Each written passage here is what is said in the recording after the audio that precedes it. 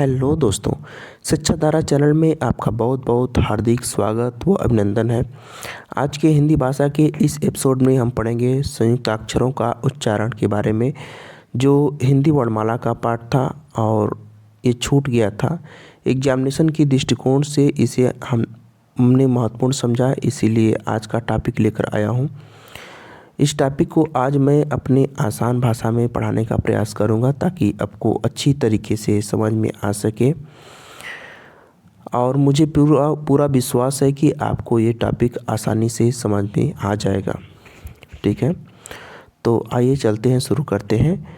हिंदी भाषा में उच्चारण के आधार पर ध्वनि की 3 रीतियाँ होती हैं। एक होता है संयुक्त ध्वनियाँ, दूसरा होता है संपृक्त ध्वनियाँ, तीसरा होता है युग्मक ध्वनियाँ या द्वित्व व्यंजन। ठीक है, तो शुरू करते हैं संयुक्त ध्वनियों से।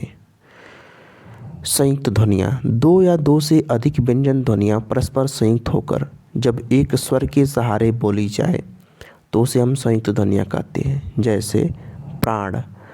प्रिय साथियों, प्राण में प, आधा प और र दोनों मिलकर आ के सहारे उच्चारित हो रहे हैं, जिसे प्राण हो गया। प और र 2 व्यंजन हो गए। ठीक है, परिभाषा के अनुसार 2 या 2 से अधिक व्यंजन, तो प और र 2 व्यंजन हो गए। दोनों व्यंजन किसके सहारे उच्चारित हो रहे हैं? आ के सहारे। प्र में आ की मात्रा लगी है तो प्राण हो गया। उसी तरह घ्राण है, घ और र दोनों व्यंजनों का उच्चारण एक ही स्वर के सहारे हो रहा है, मतलब आ के सहारे ही हो रहा है। म्लान, म और ल व्यंजन का उच्चारण आ के सहारे हो रहा है। व और र का व्यंजन का उच्चारण अ के सहारे हो रहा है। व्रण। ठीक है प्रिय साथियों, इसके उच्चारण में ध्यान देने वाली बात यह है कि जैसे ही हम प का उच्चारण करें, तुरंत र के उच्चारण के लिए तैयार रहना चाहिए। प्राण, ये नहीं कि पहले प का उच्चारण कर लें फिर आराम से र का उच्चारण करेंगे, तब प्राण को प्राण पढ़ा जाएगा, तब घ्राण को घराण हो जाएगा। ऐसे नहीं, प का उच्चारण करें, तुरंत र का उच्चारण करने के लिए प्रा। ठीक है, दोनों के बीच में अंतराल बिल्कुल नहीं। प्राण, म्लान, व्रण, घ्राण। ठीक है, तो ये ध्यान देने वाली बात है। तो आपको समझ में आ गया होगा कि जब 2 या 2 से अधिक व्यंजन ध्वनियाँ परस्पर संयुक्त होकर जब एक स्वर के सहारे बोली जाएं, 2 व्यंजन ध्वनियाँ एक ही स्वर के सहारे बोली जा रही हैं, तो इसको क्या कहते हैं? संयुक्त ध्वनियाँ। ठीक, अब चलते हैं संपृक्त ध्वनियों की ओर। संपृक्त ध्वनियाँ क्या होती हैं? प्रिय साथियों, संपृक्त का मतलब क्या होता है? संपृक्त का मतलब होता है सटा हुआ, जुड़ा हुआ, मिश्रित। जब एक ध्वनि 2 व्यंजनों से संयुक्त होकर हो जाए तो वे ध्वनियाँ संपृक्त ध्वनियाँ कहलाती हैं।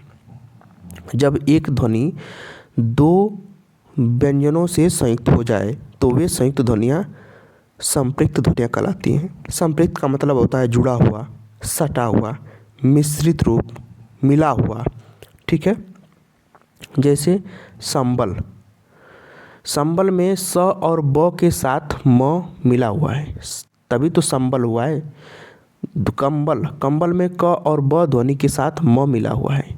इसमें है कि जब एक ध्वनि 2 व्यंजनों से संयुक्त हो जाए तो वे ध्वनियाँ संपृक्त ध्वनियाँ कहलाती है। तो 2 व्यंजन स और ब है, स और ब से के बीच में म है।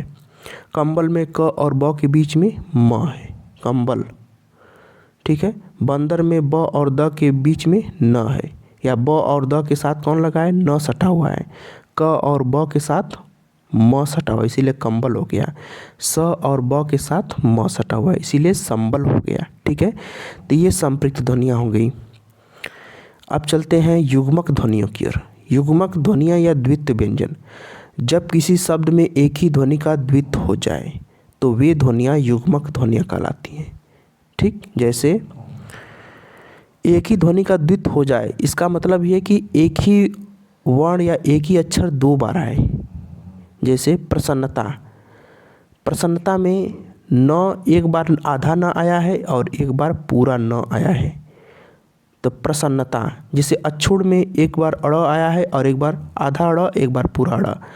इसकी विशेषता यह है कि युग्मक ध्वनियों की विशेषता यह है कि किसी भी शब्द में एक ही ध्वनि का जब द्वित्व होता है तो एक बार अर्ध व्यंजन, एक बार अर्ध वर्ण आता है और एक बार पूरा वर्ण आता है।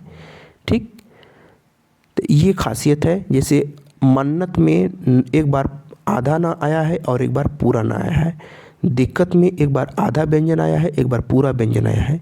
मशक्कत में एक बार आधा व्यंजन आया है, एक बार पूरा व्यंजन। इसे द्वित्व व्यंजन भी कहते हैं, क्योंकि व्यंजनों का द्वित्व, एक ही व्यंजन दो बार आ रहा है, एक बार पूरा एक बार आधा, इसीलिए इसको हम द्वित्व व्यंजन भी कहते हैं। ठीक, तो ये था आज का हमारा टॉपिक, संयुक्ताक्षरों का उच्चारण। उम्मीद है कि ये टॉपिक आपको बहुत अच्छे से समझ में आया होगा। अगर आपको ये टॉपिक अच्छे से समझ में आ गए, आपको पसंद आए, तो आप मेरे वीडियो को ज़रूर लाइक और सब्सक्राइब करिएगा, क्योंकि अगर आप सब्सक्राइब करेंगे तो सबसे पहले जो भी वीडियो अपलोड होंगे नए, नोटिफिकेशन आपके पास पहुंचेंगे और आप लाभान्वित हो सकेंगे। तब तक के लिए नमस्कार, जय हिंद, जय भारत।